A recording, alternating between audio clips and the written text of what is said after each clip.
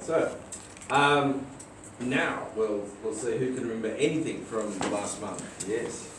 Values. The values of the organisation need to be forefront in the board's mind. Right. In fact, have a poster prepared about that. So well done for remembering.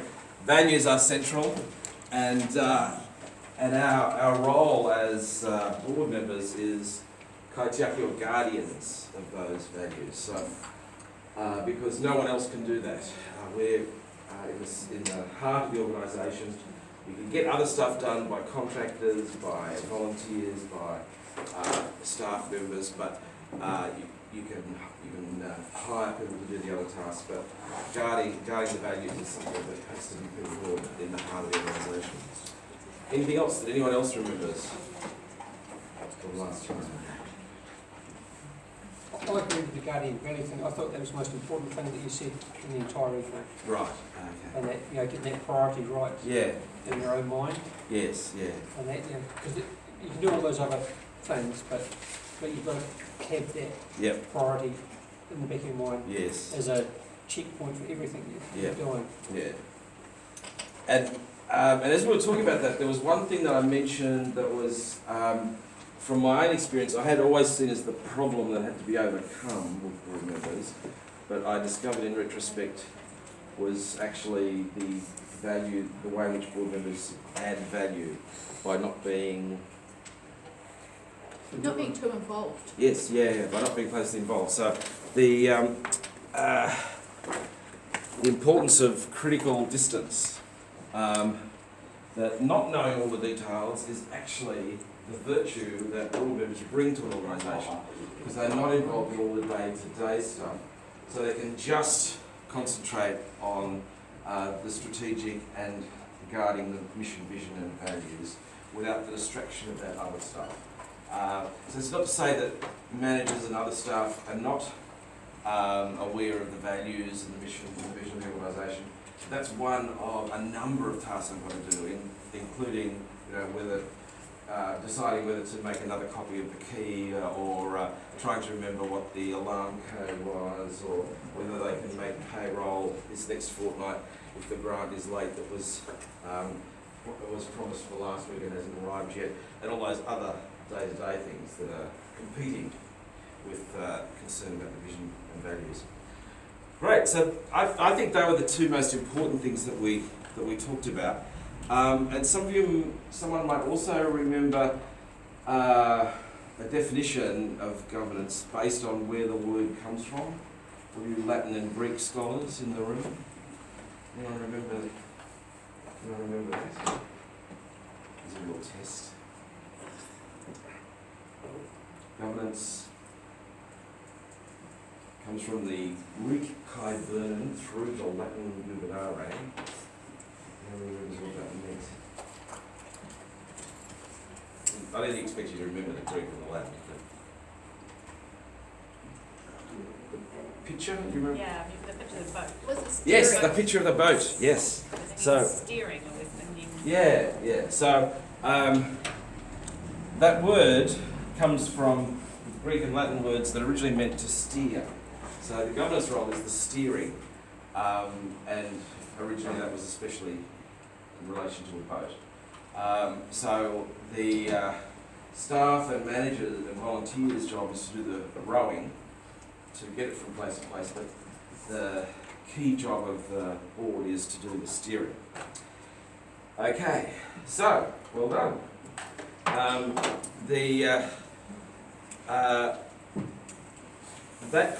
So last week's session kind of tried to set the framework for how we approach all these other specific issues. And one of the specific issues is around getting the balance right between the role of the board and the manager. So you might have thought at the end of last week you had it all sorted, but there is another inconvenient truth, that is that it's not quite as simple as that. We've always got these plates spinning in the air. Whoops.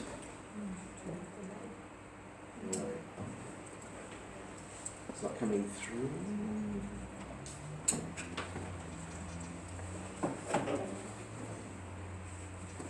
turn off the light, or will that affect your film?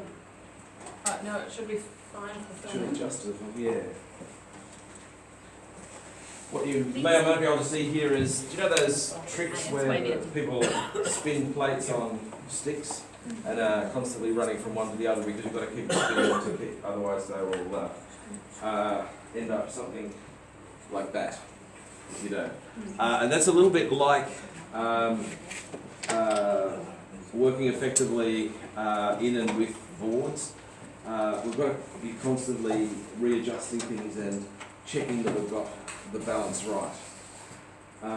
So I want to start by sharing with you probably one of the most depressing pieces of research you'll ever come across. Certainly one of the most depressing pieces of research to do with non-profit boards, I guarantee it. It was done by,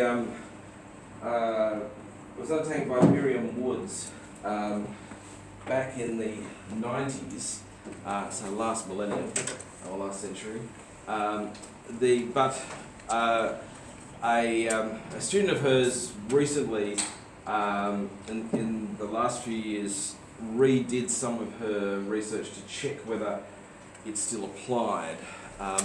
And they found that it pretty much did exactly as it was. It hadn't changed much over that time.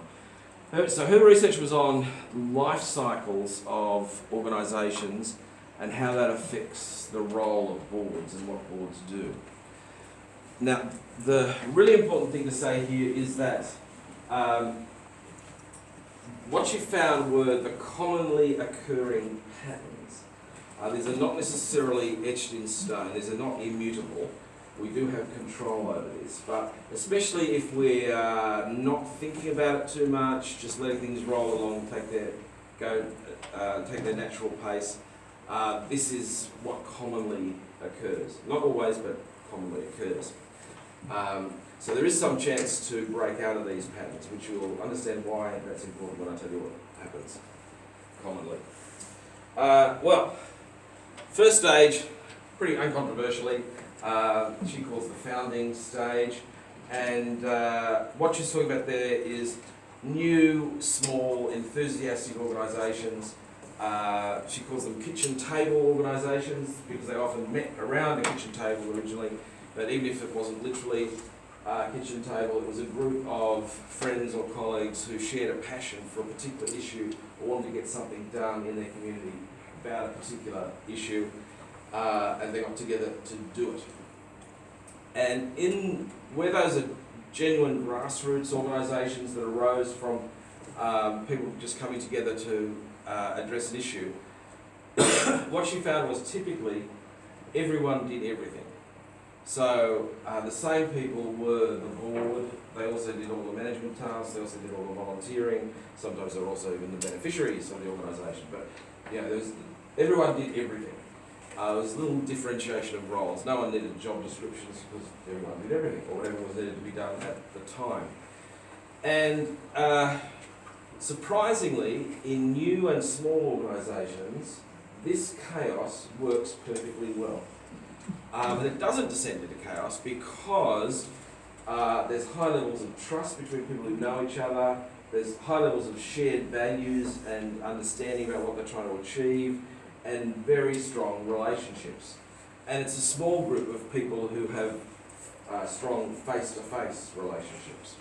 So they are pretty much able to cope with what otherwise you would naturally think would descend into chaos. No job descriptions, everyone just picks up whatever job needs to be done. So over time, sometimes some differentiation of roles starts to occur. Sometimes it's the chair or president from the other members if someone's taking a leading role. Sometimes it's employing the first kind of admin assistants to do some of the menial tasks that the volunteers don't want to do. So that's differentiated as a role, and we might pay someone, or it might be a dedicated volunteer who does those tasks. So some differentiation starts to occur even when it's small and relatively new. But the big change occurs when organisations start to employ staff at any significant level, enter into any contracts for, buildings, leases, materials, funding contracts of any size, rather than just small donations. And she calls that stage the super managing stage. And the reason she calls it that is because the board members are doing a whole lot of stuff for the first time, so it's all happening at once, so it's very demanding of their time and energy. They're writing policies, they're getting the organisation registered, they are looking at the tax status, they're maybe approving constitution, job descriptions for people, depending on how obsessive their funder is, they might have to have operating policies on this, that and the other thing.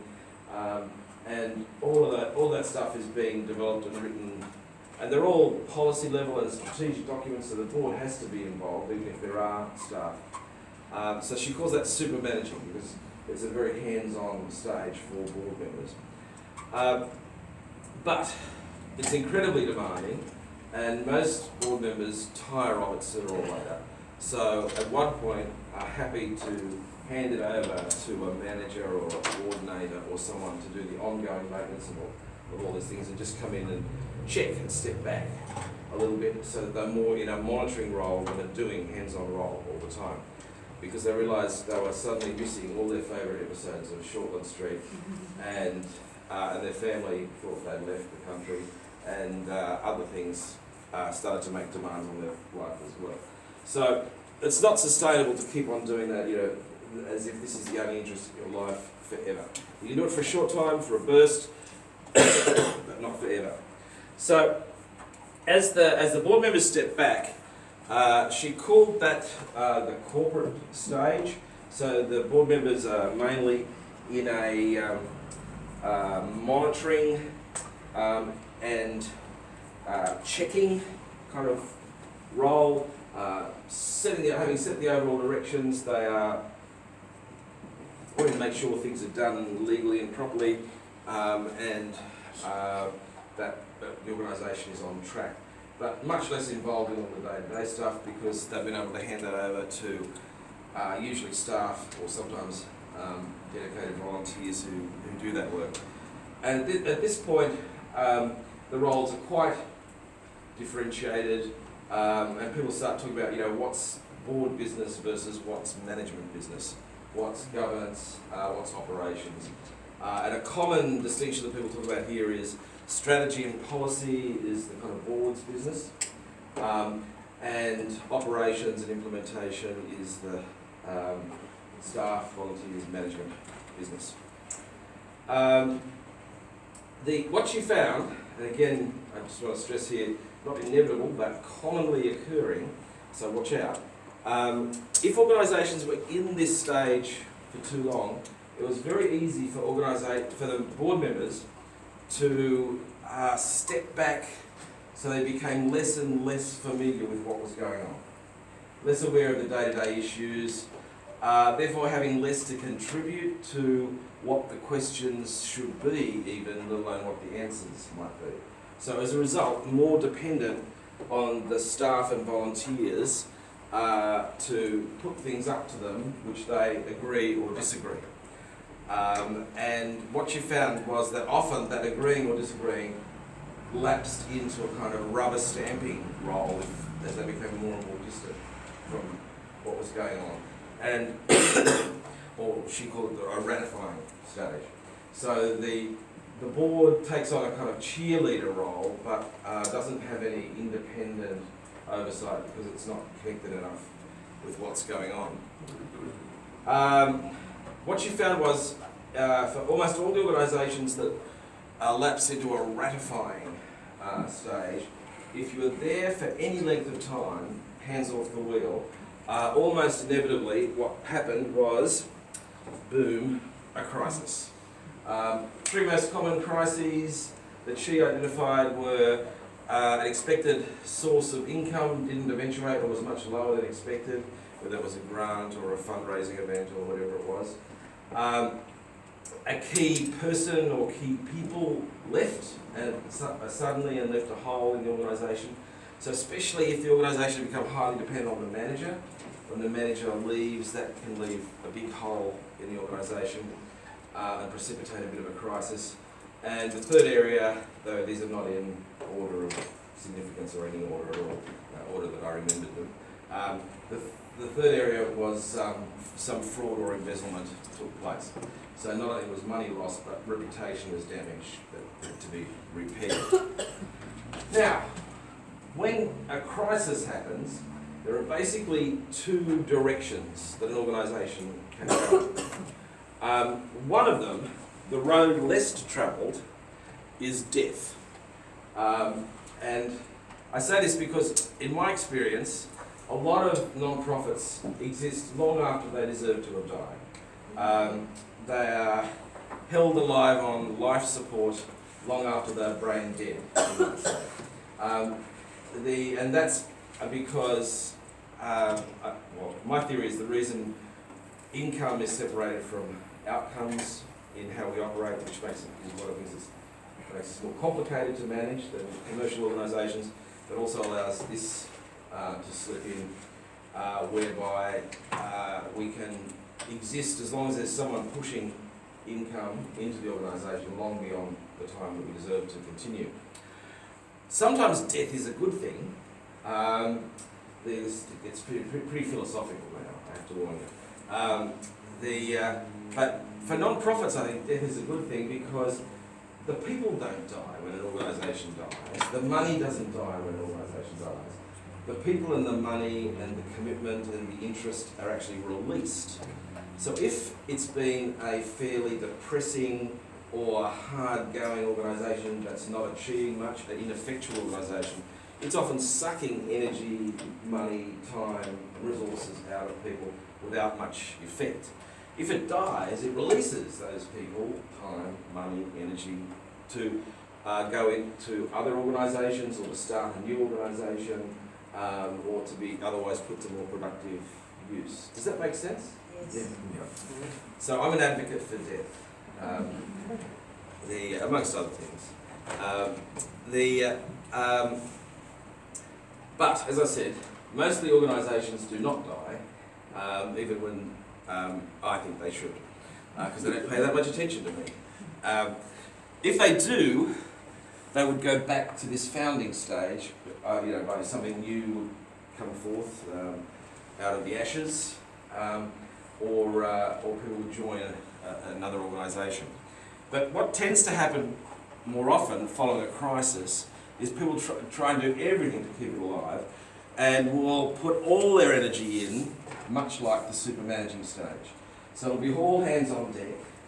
The board members will have to put a lot of time, resources, focus, and commitment back into the organisation to recover what was lost. So if it's a key person who is left, to appoint the new person can take a lot of energy and focus.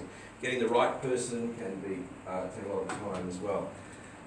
If it's to replace some unexpected income source that's dropped away, then that also can take a lot of energy and time and effort. Or if it's to rebuild a relationship following fraud or embezzlement, that similarly takes a lot of time and effort. And what she found was that organisations could do this for a while, but people soon wanted to actually get back to the rest of their life. So as soon as the manager had been appointed or the income source replaced or the reputation restored, people would step back from the hands-on style to more into this monitoring corporate stage, where they would just set the direction and have the new manager or whatever make sure the stuff actually gets done. And what she found was, if organisations are in that corporate stage for too long, if they're not careful, they can become more and more remote from the day-to-day practice of the organisation and can slip back into this rubber stamping or ratifying stage.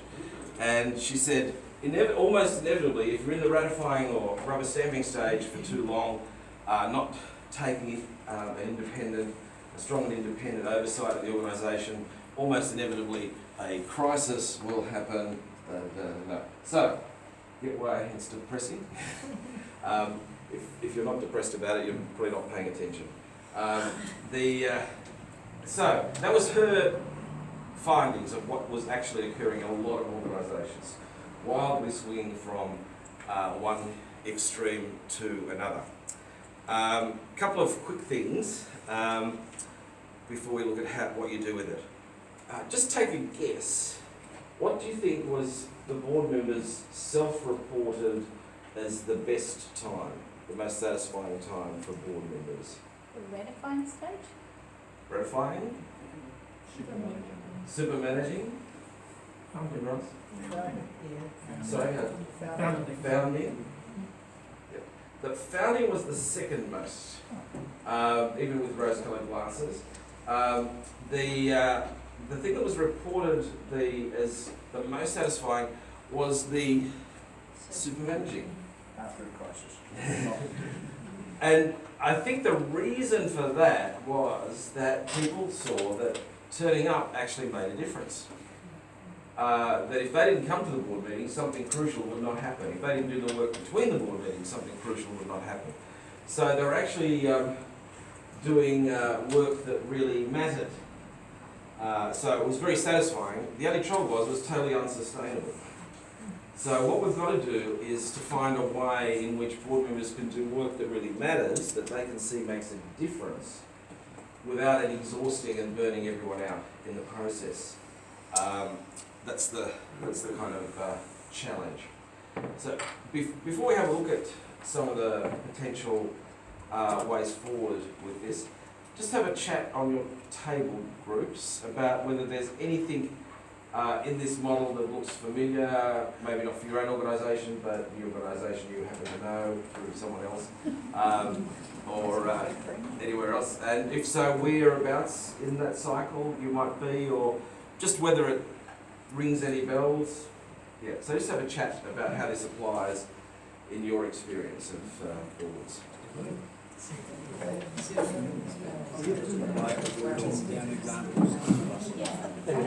We jotted down.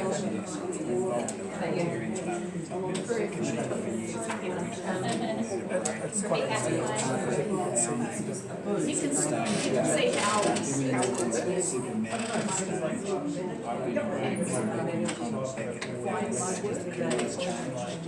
and how you can't see at one stage.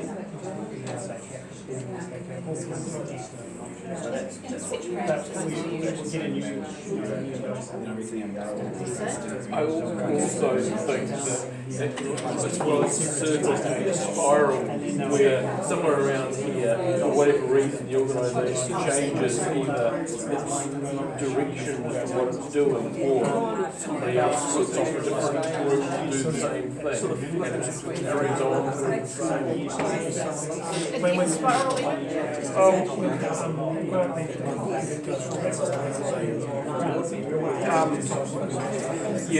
Yep. Definitely, that's a very good example of that. Also,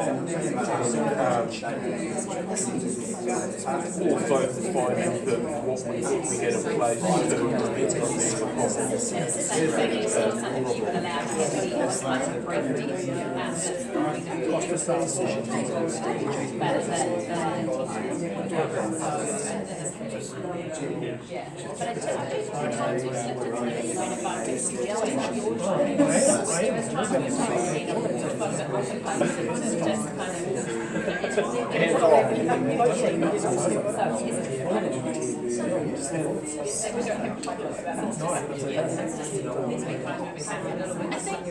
Sometimes you rock between these two.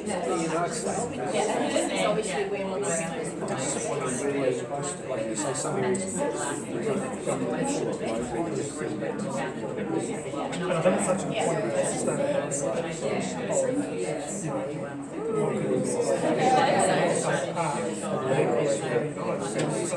I guess it's a lot it's a massive aspect of management and you're able to change. And there is this, and what equally happens which then may not be dangerous. So you're gonna jot it down.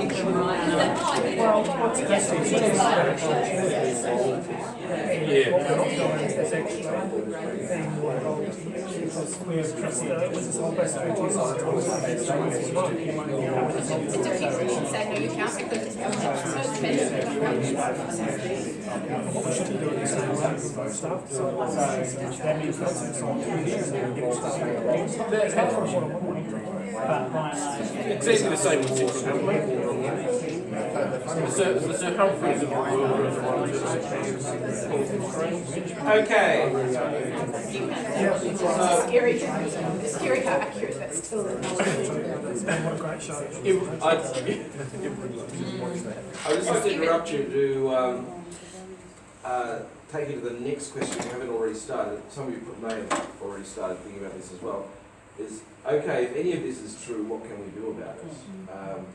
Do we just have to live with this? Wild swings from one to the other? Is there anything we can do? What could we possibly do? Okay, so that's your question now. Back on your table groups.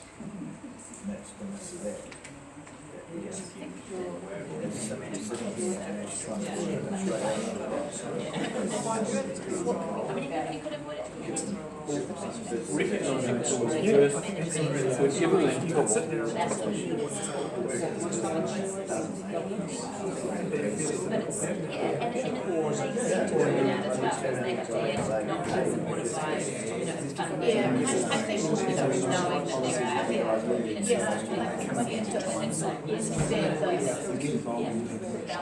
We can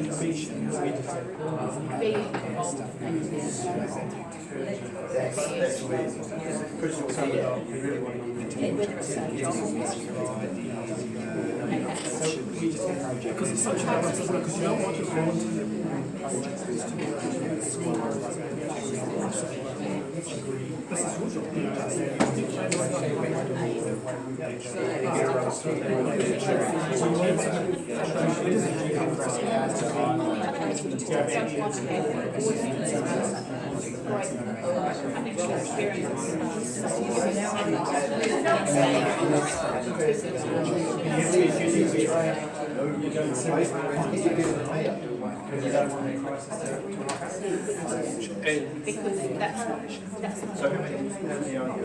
And being a board member, before you do is turn up for a board meeting.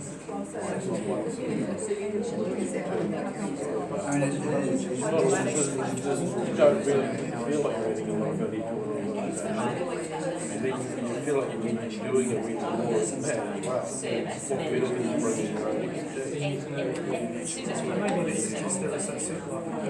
It's good having with the same.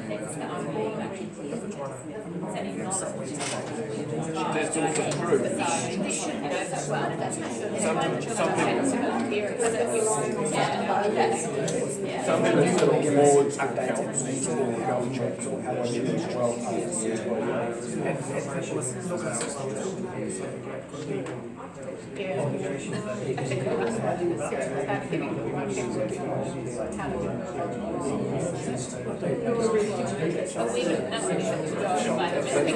because we're a one-man band, a one-woman band. Some trustees do it.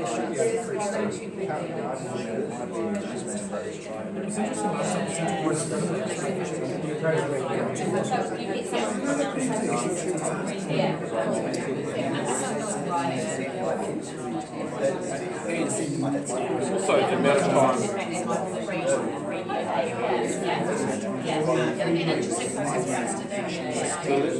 Yeah, as the length of first year is very much organisation, and then so the time you're figuring out where you're at, figure that out potentially after 4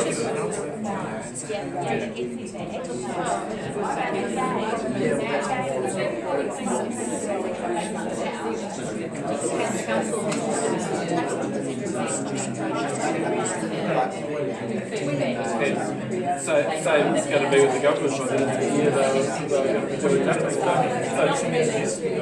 But again, they've achieved nothing in the government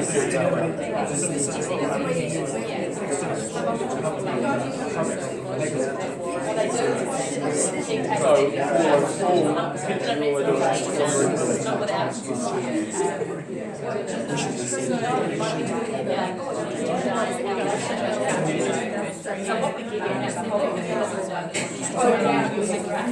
change whatever we bring into the sense where I've always felt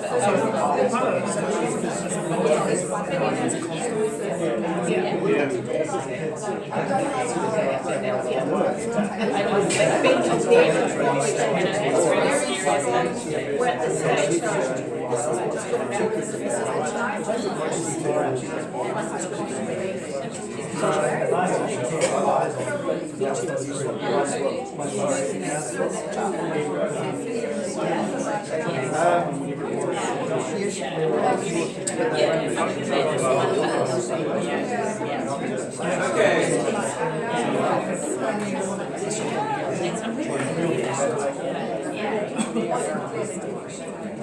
Okay then. So, what do you reckon? stay in the corporate stage and avoid ratifying. Sorry? Stay in the corporate stage and avoid Right, ratifying. right. So maybe try and stay in this stage. But there is an opportunity, as I was saying to our tablers, there's an opportunity to refocus, rejig, re-emphasise through strategy, just reviews and all that sort of stuff, where you can sort of get out of that ratifying stage and back into a sort of corporate phase or super managing phase. Yes. So there's ways of avoiding it as long as you get it in before the crisis hits. Yes, yeah. That's certainly the thing you don't want to aim for. Yeah. But the first step is recognising it. Yeah, If you know that it happens, you can look for it. Yes, yeah. And that's why I find this really helpful, even though it's depressing. Because it does warn us. It gives us those little alarm bells. And it also, if we talk about it as a board, it gives us a language to share, to say, are we getting to ratifying, or are we getting back into lapsing back into too much of the super managing? So it gives a kind of shared language, a shorthand rather than having a big debate over each thing. And so I think recognising it and talking about it, because it's only in talking about it that we can make those kind of adjustments that you were mentioning. Because we can say, well, if we're a bit too much into ratifying, we need to get more involved. We need to find out more. Let's bring some staff along to tell us more about what are the top issues, or let's have a site visit to with the senior staff to look at what's going on. We need to become a bit more involved. Or if we're too involved, what are the jobs that we're doing now that we could pull back from or hand over? What are the absolutely crucial things to do? So recognising and talking about it, I think, is the two most useful things we can do. And then we can come up with our own kind of solutions, which usually involve not wanting to do this wild swing all around, and certainly not go through the crisis stage, unless some of you are just people who like those really high and steep roller coasters, which I can't stand. Then you're probably looking forward to the next crisis. But for me, I'd rather keep my stomach inside and, even though cope with things changing, not have to go through a crisis too often. Any other ideas that people had? Thoughts? I think a lot of smaller organisations and local organisations are probably always in just remaining in the managing stage. Yes. That's the reality. And their issue is not so much that cycle, it's the board members get burnt out. So how do we make that and they sustainable? And they also struggle to get new ones because everyone runs them off. Yes, and in fact, our organisation lead is that's an issue that we're particularly interested in. We're doing a little bit of research in this coming year or two to look at other models of how responsibilities get shared amongst boards and maybe backroom stuff, maybe even backroom governance stuff could be shared between organisations, and what are some of the things to make it sustainable in the really small. But that's Yeah, that's another sort of problem altogether. If you never have any or many staff, there's not people to delegate to. So what are you going to do when you're just a one-person organisation or an all-volunteer organisation? How can you make that sustainable as well? That's a big challenge. But I think being aware of it actually helps still, even in that situation, because we can think of, okay, well, we can say, well, what's the essential jobs we have to do? Let's cut out the stuff that's really bringing us down and making it so that people want to get out of the organisation and bear it down to just the things that are really crucial for us. Any other thoughts that people have? Great ideas. Yeah, so it's about kind of working out a way to get this balance right. And we talked last time about the metaphor of the boat. There's lots of different metaphors which I may or may not have mentioned last time that people talk about. One of the current topical metaphors for distinguishing the work of boards from management is to say to get off the dance floor and onto the balcony, so that you're not in the swirl of all the movement, but you can see what's going on. Or sometimes people talk about taking the helicopter view. The board needs to take the helicopter view of what's going on. So, just taking that metaphor, the helicopter view, of course there are some immediate things if you've ever flown a helicopter, like my brother-in-law has. You do soon learn the danger of getting too close to anything, but especially the ground.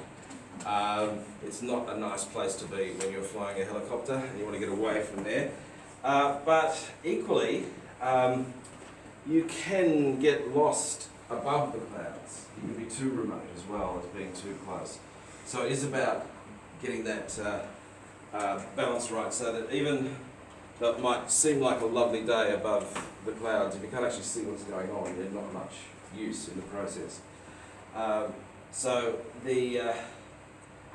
most helicopters need a good clear line of sight and frequent two-way communication to operate safely, and probably the same applies to the board. So what I'd like you to think about now is on your sheets, what are they called? Placemats, that's the word I lost. On your placemats, on your family restaurant placemats, you have a little dial that looks a little bit like Goldilocks. And you might remember that she tasted things as being too hot, too cold, or just right, too soft, too hard, or just right. Well, what I'd like you to do is to think about your board, too close, too far away, just right, and have a bit of a chat to the person next to you, or if there's only three at the table, you can do it as a table group, but that group of five I want to split into two. So just have a bit of a think about where you stand. With the three bears of governors.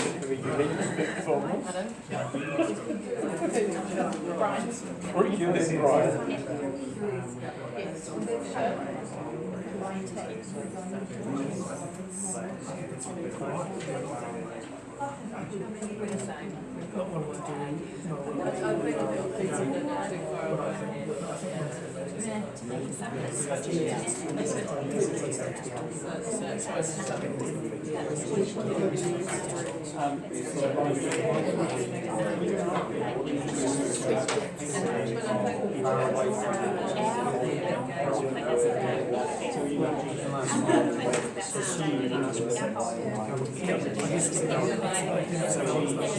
Yeah, it is a balance.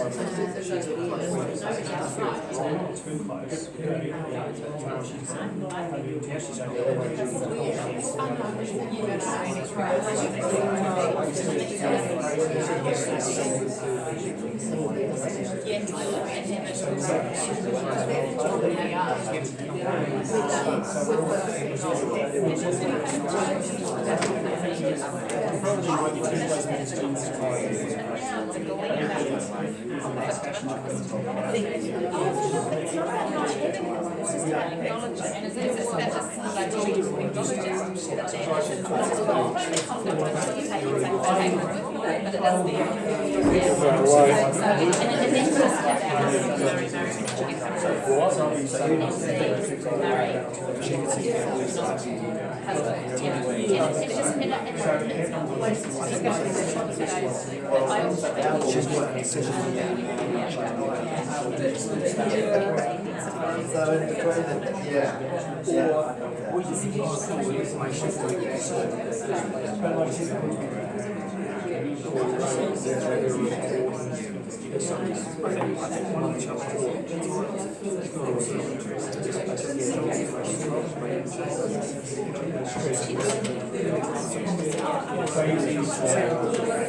And then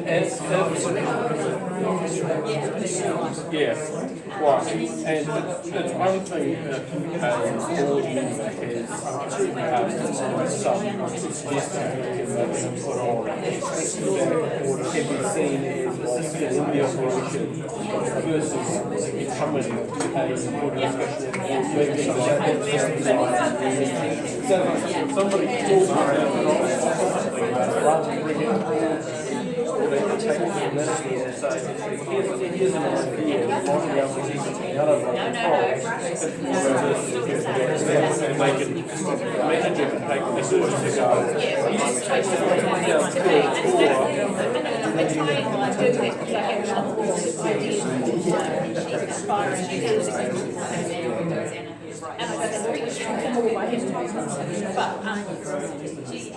Yeah, I want to be involved in that. And that's why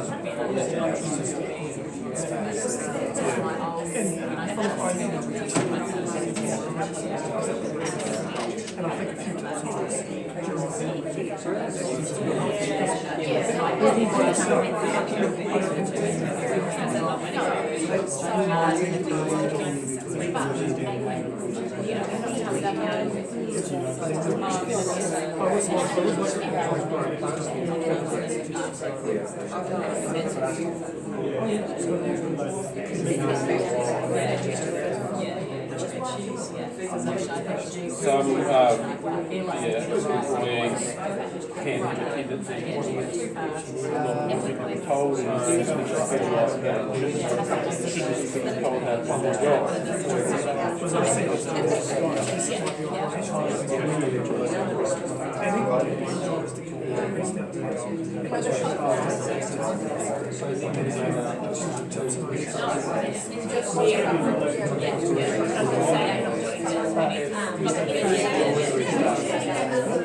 And the people who reject and advice with those suggestions probably will reject advice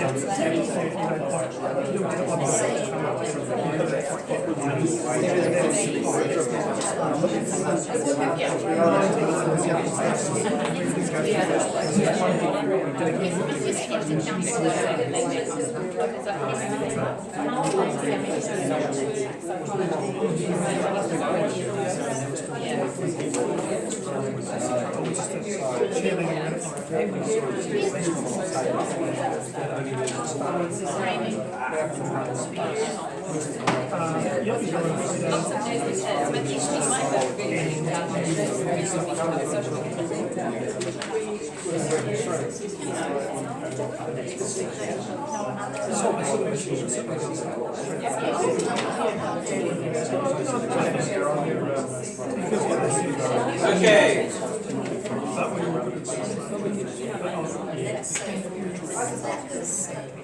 So, you don't have to report anything to the large group, it's not true confessions. But it is interesting to think about you know, if using those terms, naming them and identifying where we are on them helps us keep it more in balance, then those kind of conversations can be quite useful things to have in a board. For quite a while, the kind of ideal position was, as shown by on this side of the blue sheet that I just had out the top diagram. So this comes from a great organisation that does a lot of good work with non-profit boards, but I think they're wrong on this.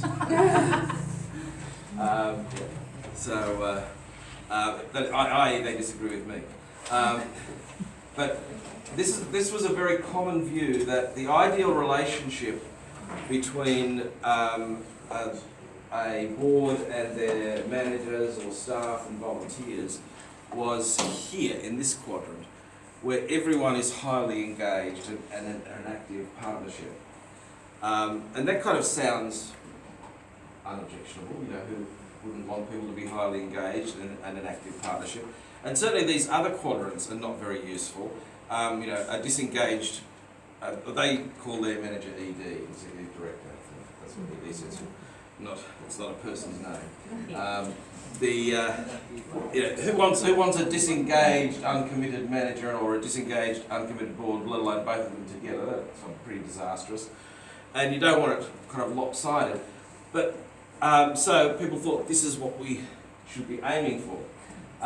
The reason I think they're wrong is that we're never at one point in all the things we do in a relationship. There's not like one point of balance. So maybe some of you already discovered that when you're trying to think, is our board too involved or not involved enough? You might have identified that you were maybe too involved in this area but not involved enough in that area, or just right in this area and not enough in that area. So I think it's actually